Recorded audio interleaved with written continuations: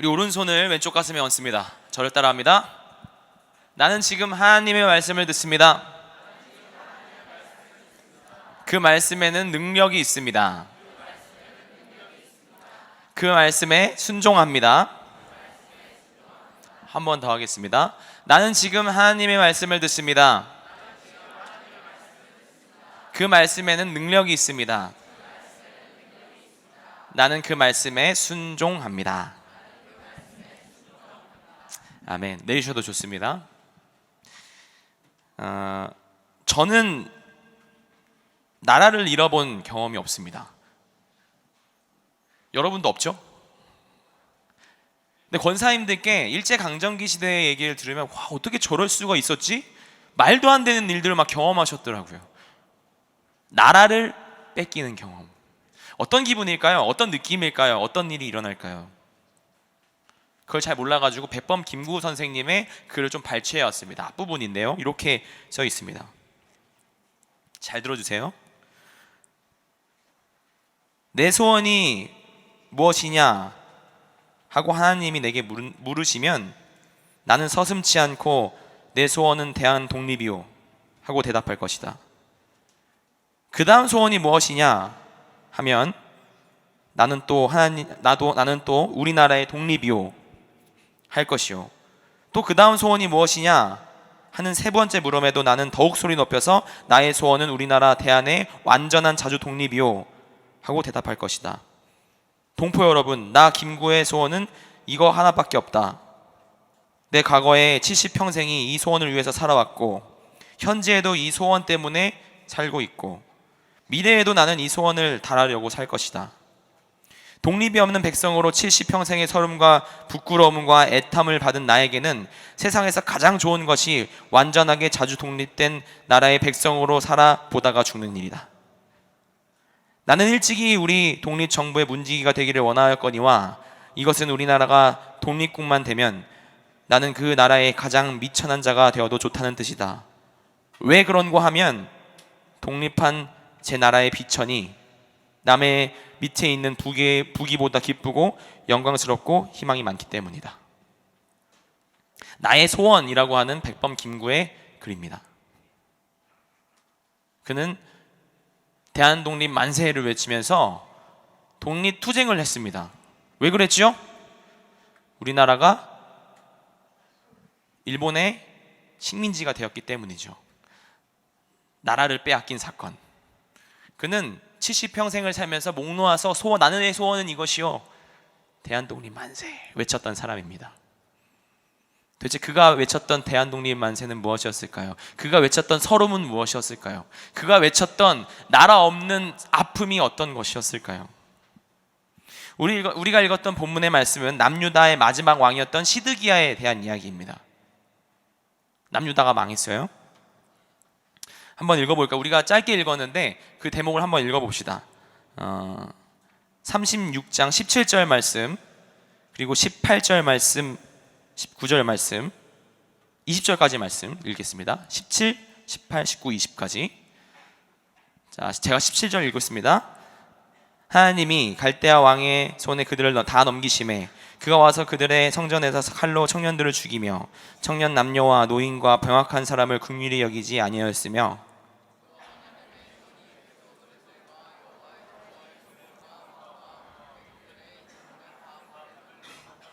또 하나님의 전을 불사르며 예루살렘 성벽을 헐며 그들의 모든 궁실을 불사르며 그들의 모든 귀한 그릇을 부수고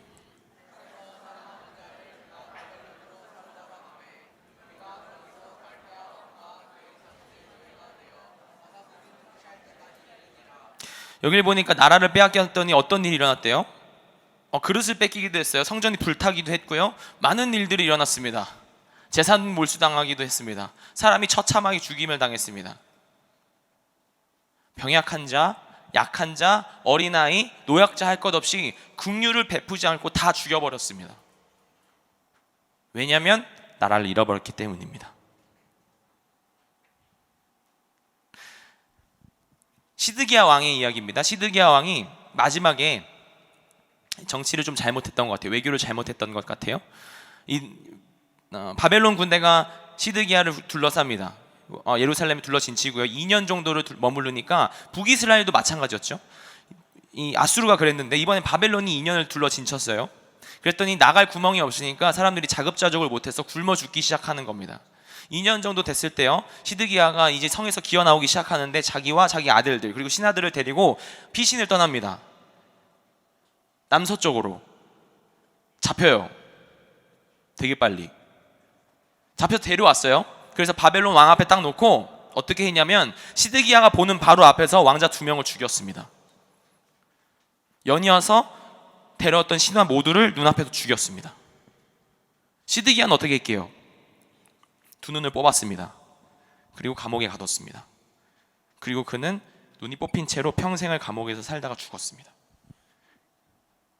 그것이 한 왕이 경험한 일입니다. 한 왕이 나라가 망하니까 경험했던 일입니다. 그가 마지막으로 봤던 장면은 뭐였어요? 자기 아들이 죽는 장면이죠. 자기 사랑하는 신하들이 죽는 장면이죠. 어떤 의도가 담겨 있는 거예요. 너는 죽을 가치도 없어. 더 고통을 당해봐. 그게 나라를 잃었던 왕이 경험했던 일이었어요. 그러니까 그 밑에 있는 신하들은 어떻게 했어요? 백성들은 어떻게 했어요? 완전히 인권이 유린당하는 거예요. 완전히 재산을 막 갈취해 가고요, 성놀이개를 만들고요. 그 당시에는 인권이 없었기 때문에 완전히 패망한 나라, 노예 삼은 나라는 완전히 짐승 이하의 삶을 사는 것입니다. 나라를 빼앗긴 남유다. 그렇게 바벨론으로 포로로 끌려갔습니다. 근데 재미있는 걸 발견했습니다. 블라디보스톡이라고 아세요? 러시아에 있는 땅이죠. 우리나라는 사실 되게 가까워요. 북한 바로 위에 있습니다. 블라디보스톡에 사는, 그러니까 연해주 지방에 사는 우리 동포를 뭐라고 부르게요? 누구야? 고려인 맞아요? 고려인 들어봤어요? 자, 중국에 사는 우리 동포 누구예요? 조선족, 그죠? 큰일 나. 블라디보스톡에 살고 있는 고려인들이 있었어요. 저는 블라디보스톡에 패키지로 여행을 갔는데 돌아다니다 보니까 저의 의도와는 상관없이 버스에 타고 정신 차려보니까 자꾸 논의에 대해서 설명을 하더라고. 정신 차려보니까 논의를 내가 들고 있어. 이거 뭐지? 옆에서 야, 그 몸이 엄청 좋대. 집에 와서 엄청 후회했어요. 그러다가 도착한 곳이 있었는데요, 고려인 역사관이라는 곳이었습니다. 전 고려인의 역사에 대해서 어렴풋이 알고 있었는데 고려인 역사관에 있는 생생한 증언들과 여러 자료들을 보니까 더 실감이 났어요. 이 고려인들이 어떤 일을 당했는지를 생생하게 증언해 놨습니다. 그 당시에 우리나라가 일제강점기 때 완전히 피난민으로 곳곳에 흩어졌을 때 한국 사람, 조선 사람임에도 불구하고 살 길을 찾아서 연해주로 갔던 블라디보스톡에 있던 그 고려인들이 그 당시에 구소련의 스탈린이라는 사람이 이주 정책에 의해서 대거 모아다가 기차에 실어버립니다. 그리고 어디로 떠나는지도 모르고 기차를 타고 떠나는 거예요. 주는 식량은 딱 3일치. 그리고 그들이 갔던 시간은 2주. 어떻게 될게요? 가는 길에 굶어 죽고요, 많이 태웠기 때문에 떨어져 죽고요. 그렇게 5에서 6만 명이 죽었다고 합니다. 가는 길에. 올라갈수록 춥게요, 덥게요? 추워요.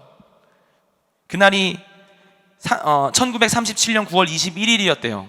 거기서 2주 동안 갔으니까 점점 추워지는 거예요. 점점 겨울로 가고 있는 거예요. 점점 죽어가는 거예요. 우리나라 민족은 뭐 먹고 사는, 뭐 했던 사람들이에요? 사계절에서 농사 짓고 사는 사람들이에요. 근데 아무것도 모르는 위로 올라가니까 경험하지 못한 추위를 막 경험하니까 사람들이 죽어나가기 시작하는 거예요. 그 기차 안에서 홍역이 돌았어요. 영유아의 60% 이상이 죽었습니다. 2주 동안 시체 썩은 내가 가득했겠죠. 그 기차에 아마도 6만 명이 죽어나가고 영유아 60%가 죽었으면 2주 동안 시체 버리기 바빴을 거예요. 아마도 너무 배고파서 시체를 먹는 사람도 있었을 것입니다. 그 기차가 가는 동안 시체가 계속 떨어지는 것을 한번 상상해 보십시오. 얼마나 잔인한 기차입니까? 얼마나 잔혹한 기차입니까? 거긴 국률이 없습니다. 그렇게 어디로 가든지 모르면서 그 기차는 중앙아시아로 갑니다. 우즈베키스탄 그 지역에 도착하게 되죠. 그렇게 도착한 우즈베키스탄에는 75,525명, 카자흐스탄엔 95,256명, 총 합쳐서 17만 1,781명이 이주했습니다. 그곳에 처음 경험하는 추위 때문에 집을 짓지도 못하고 그해 겨울은 땅을 파서 지냈대요. 그 과정에서 3만 명이 또 죽었다고 합니다. 얼마나 잔혹했을까요? 우린 농사 짓는 사람들이고 뭐 어떻게 전혀 삶의 터전이 없는 거예요. 완전 이주해서 처음 보는 땅이 척박한 땅, 완전히 버려진 땅. 그 당시에 왜 이주를 했냐면 구소련이 봤을 때 중앙아시아는 버려진 땅인 거예요. 그 쓸모없는 민족, 나라가 없는 민족 데려다 그냥 갖다 이주시켜 놓은 거예요. 거기서 저 멀리서부터 우리는 농사 짓던 사람이니까 물 대다가 농사 짓기 시작하는 거예요. 맨 땅에 헤딩으로 사람들 죽어나가기 시작합니다. 여러분, 왜 이런 일이 발생했게요? 나라를 잃어버렸기 때문에 발생한 겁니다. 나라가 없는 것은 슬픈 것입니다. 나라가 없는 것은 나의 가진 것을 모두 뺏기는 것입니다. 나의 권리 모두를 뺏기는 것입니다. 나라를 잃어버리는 것은 나의 인권을 포기하는 것과 같습니다. 오늘 남유다가 망했습니다. 나라를 뺏겼습니다. 한때는 잘 나가는 나라였습니다. 그 팔레스타인 지방에 다윗 왕에 대해서 모르는 사람이 한 명도 없었습니다. 솔로몬에 대해서 들어보지 못한 사람이 아무도 없었을 것입니다. 21세기에 살고 있는 우리도요, 교회 안 다녀도 솔로몬 알아요, 몰라요? 알아요. 지혜 있는 사람의 대명사. 지혜 있는 사람의 대명사잖아요. 그때 당시에 이방 나라의 여왕이 얼마나 지혜 있는지 한번 보자. 금은보화를 들고 찾아왔대요. 그게 뜻하는 게 뭐예요? 그 근방에 있는 모든 사람들이 솔로몬을 알았다는 거예요. 그만큼 국력이 대단했다는 것이죠. 잘 나갔다는 왕이 나라였다는 것입니다. 이스라엘 초기에는 하나님께서 축복하시고 하나님을 의지했을 때는 부국강병을 이루었어요. 그런데 그들이 지금 겪고 있는 바벨론 포로기 겪고 있는 것은 뭐냐면 그냥 잿더미예요. 성벽이 무너졌어요. 느헤미야가 재건하기 이전에 140년 동안 완전히 황폐한 땅이 돼버렸습니다. 140년이니까 우리 할아버지 뭐 이런 분들이 있겠죠. 세대가 거듭날수록 이스라엘의 어떤 개념에 대해서, 민족적 의식에 대해서 점점 가물어져 갑니다. 내가 누구였지? 아 맞다, 나 노예였지. 아 맞다, 뼛속부터 노예가 되어가기 시작하는 것입니다. 그 이스라엘 백성에게 일어났던 처참한 사건, 국가 찬탈.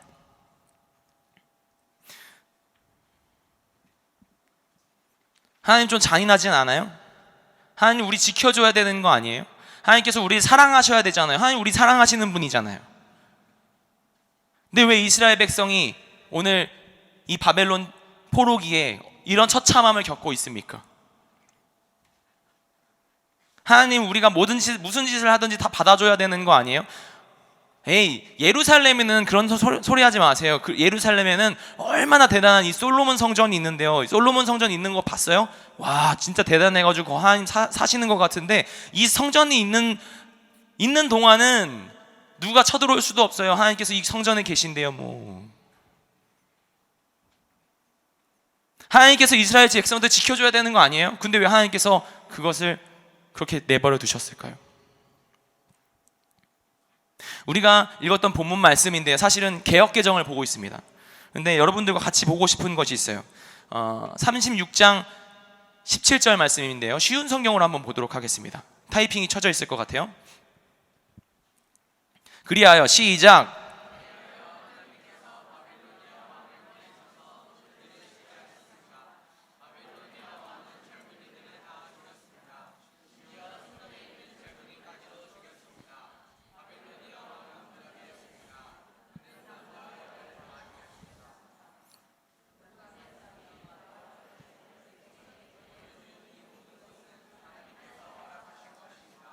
이상하죠?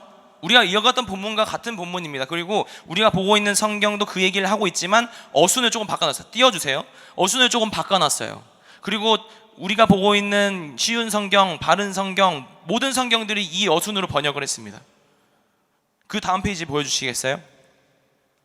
마지막 제가 읽어보도록 하겠습니다. 이 모든 것은 하나님께서 허락하시는 것입니다. 그러면 안 되는 거 아니에요? 하나님 우리 사랑하셔야 되잖아요. 근데 성경을 자세히 면밀히 들여다보니까 그 어려움, 핍박, 나라를 잃는 고통을 하나님께서 허락하셨대요. 왜 그러셨을까요? 하나님께서 하나님 나 좀 사랑해 주시면 안 돼요? 착하죠? 하나님 착하죠? 예. 그래야 되는 거 아니에요? 근데 오늘 성경은 하나님께서 바벨론의 포로로 가도록 허락하셨다 라고 증언하고 있습니다. 그것도 처참하게, 잔혹하게, 어린아이, 늙은 사람, 여자 할 것 없이 다 처참하게 죽여버렸습니다. 왜 그러셨을까요? 역대하 36장 5절, 9절, 12절 말씀을 제가 좀 뽑아놨는데요, 같이 읽어봤으면 좋겠습니다. 36장 5절, 9절, 12절 말씀, 여호와김이 시작.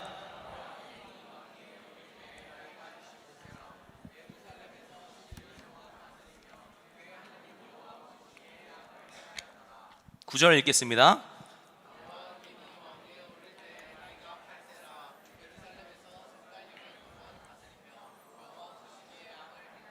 십이 절 보겠습니다. 그의 하나님 여호와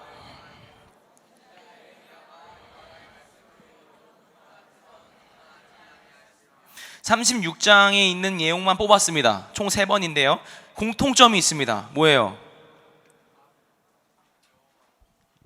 누가 보시기에, 이게 중요한 거예요. 여러분 여기 보세요. 내가 보기에는 괜찮아. 시드기야 때 제일 유행했던 선지자가 누군지 아세요? 아이고 왕이시여, 무슨 말씀입니까? 저런 선지자의 말은 듣지 마세요. 우리나라가 망하다니요? 우리 하나님이 지키시는데 무슨 어떻게 망할 수가 있어요? 이 예루살렘 성전을 보세요. 와, 멋있지 않으세요?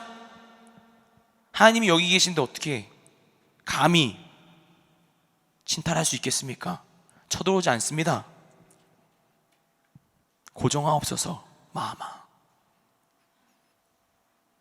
시드기야가 즐겨 들었던 충언이었습니다. 근데 성경의 평가는 뭐예요? 그의 여호와 하나님이 보시기에 악을 행하였더라. 여러분 이게 중요한 거예요. 그의 여호와 하나님이 보시기에, 그 다음에 괄호. 여러분 그게 중요한 거예요. 여러분들에게 묻고 싶군요. 여러분의 여호와 하나님이 보시기에 여러분들은 어떻습니까? 그 가로 안에 뭐가 들어가세요? 사람들이 여러분에게 뭐라 평가하든지, 여러분들이 생각할 때 여러분이 뭐라 평가하든지 간에 제일 중요한 것은 어떤 것이냐면 그의 여호와 하나님이 보시기에 땡땡하였더라, 과로하였더라. 저는요 마지막 날 예수님 만났을 때, 와 풍지야 너무 착하고 충성됐다, 수고했다, 전 그 얘기 듣고 싶어요. 우리 그 얘기 들으려고 예수님 믿는 거 아니에요? 사람들의 평가는 와 잘했어, 근데 하나님 보실 때 저런 악한 사람이 있나? 그러면 끝난 거예요. 이미 좋은 결과물이 나왔어요. 심지어 선교회 갔어요. 좋은 잔치를 베풀었어요. 마을회관에서 좋게 썸을 했어요. 나이스하죠? 좋아요. 근데 하나님이 보시기에 어떤지는 조금 다른 문제예요. 와 찬양 인도를 막 하고 어깨동무하고 막,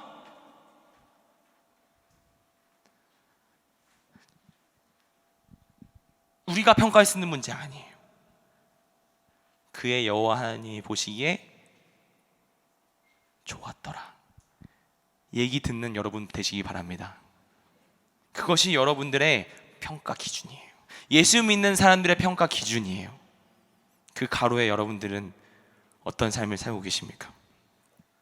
우리가 주목해서 봤던 그 여호와 보시기에 마지막 네 왕이 36장에 나오는데요, 요시아라고 하는 선 왕 이후에 그의 동생과 아들들입니다.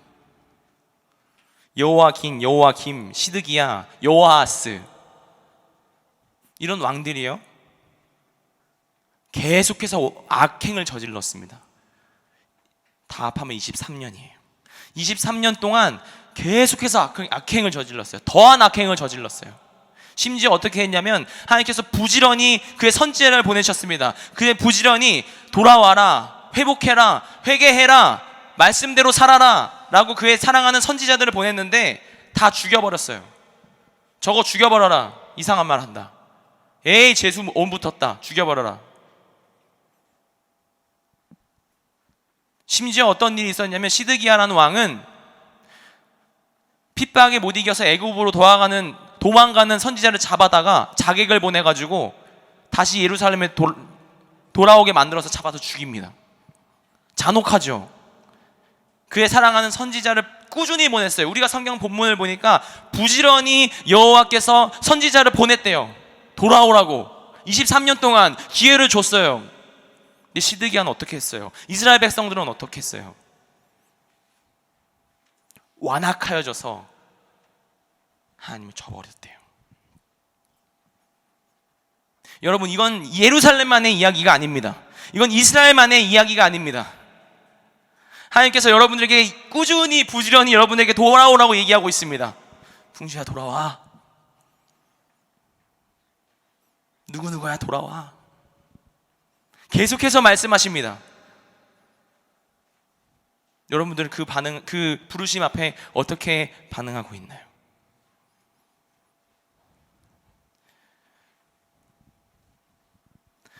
잔혹했던 시드기야 왕처럼 혹시 잔혹하게 하나님의 부르심 앞에 무슨 소리예요 이거, 또 듣기 싫은 소리 하네 이거, 반응하지는 않았습니까? 혹시 그 당시에 유행했던 선지자의 말처럼 잘 된다, 복 준다, 잘 될 거야, 잘하고 있어, 너 소신대로 살아, You live only, 맞나? You once live only, YOLO 맞아요? You once live only 맞죠?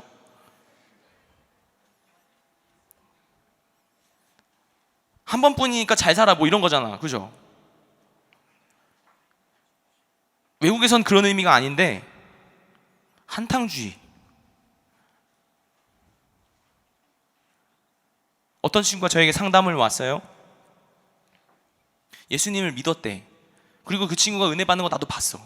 그리고 리더십으로 세워져 있고 참 잘 섬기고 있는 친구예요. 그런데 도저히 야동을 못 끄겠대요. 어떻게 좀 해보고 싶은데 정신 차려보면 내 야동을 보고 있대. 여러분 심각한 얘기예요. 여러분 심각한 얘기예요. 그 친구 정말 눈물 뚝뚝 흘리면서 나한테 얘기하더라고. 나 하나님이랑 진짜 친하게 지내고 싶은데 끊을 수가 없대. 여러분 우리의 솔직한 이야기 아닙니까?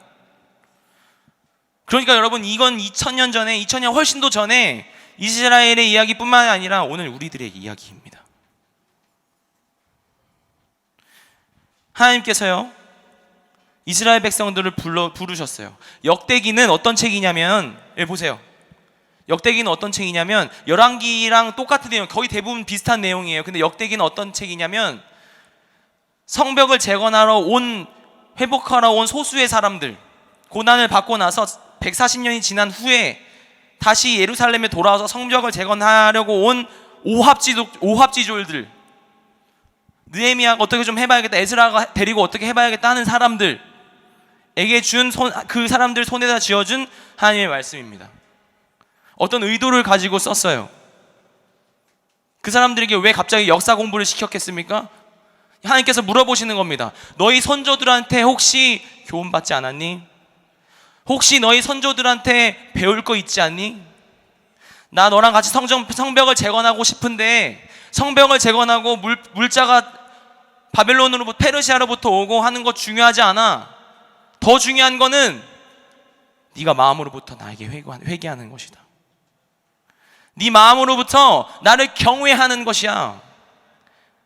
이방 민족들과 섞이지 않고 거룩한 것, 그것이 내가 원하는 것이야 라고 역대기를 통해서 계속 얘기하고 있는 것입니다.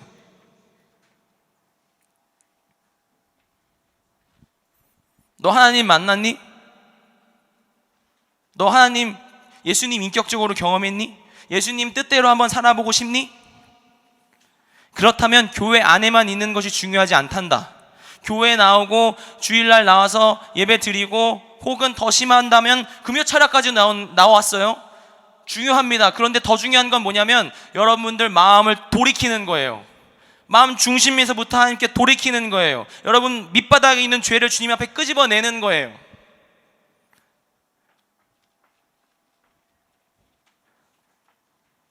많은 사람들이 모였기 때문에 여러분들이 좋은 신앙을 하는 것이 아닙니다. 이거 이해하세요? 하나님 여러분 마음 속을 보고 계세요. 많은 사람이 있지만 소수의 예배자를 찾으세요. 진짜 마음 중심에서부터 예배하는 사람들, 마음 중심이 돌이킨 사람들. 여러분, 하나님께서 찾으시는 거는요, 대단한 인프라를 갖추고 있고 좋은 나이스한 금그릇들을 찾는 것이 아닙니다. 여러분, 금그릇도요 똥 코딱지 묻어있으면 못 쓰는 거예요. 하나님께서 쓰시고 싶은 그릇은 노수로 만들어 있어도 플라스틱으로 만들어져 있어도 깨끗한 그릇이에요. 하나님께서 찾으시는 그릇은 모양과 상관없이 깨끗한 그릇을 찾으시는 거예요. 여러분 모양이 기세요? 야 이거 딱 좋다, 화분으로 쓰기에. 내가 이렇게 디자인했거든. 다른 사람 봤을 때 왜 이렇게 길어? 하나님께서 여러분에게 완벽한 디자인을 가지고 계세요. 그렇다면 여러분들이 해야 될 것은 뭐냐면 열심히 막 외부를 바꾸고 열심히 막 꾸미고 그런 것이 아니라 여러분 내부에 있는 마음을 깨끗게 하는 거예요. 마음으로부터 돌이키는 거예요. 이스라엘 백성들에게 요구하셨던 것처럼 돌이켜라, 돌이켜라, 날 마음 중심에서부터 날 경외해라, 순종하는 거예요. 하나님께서 이스라엘 백성 재건하고 싶은 이스라엘 백성들에게 요구하셨던 것은 무엇이었냐면 좋은 경험을 하고 좋은 기술을 가지고 와서 성벽을 좋게 한번 잘 만들어보자, 이것이 아니었습니다. 거룩해라. 내가 거룩하니 너희도 거룩해라. 그것이 하나님께서 원하시는 것이었습니다. 여러분, 하나님께서 여러분을 사랑하세요. 믿으세요? 아멘이죠. 그런데 여러분, 하나님께서 여러분 사랑하세요, 예수 믿으면 행복합니다, 이것만 계속 전한다면 미안하지만 그것은 반쪽짜리 복음입니다.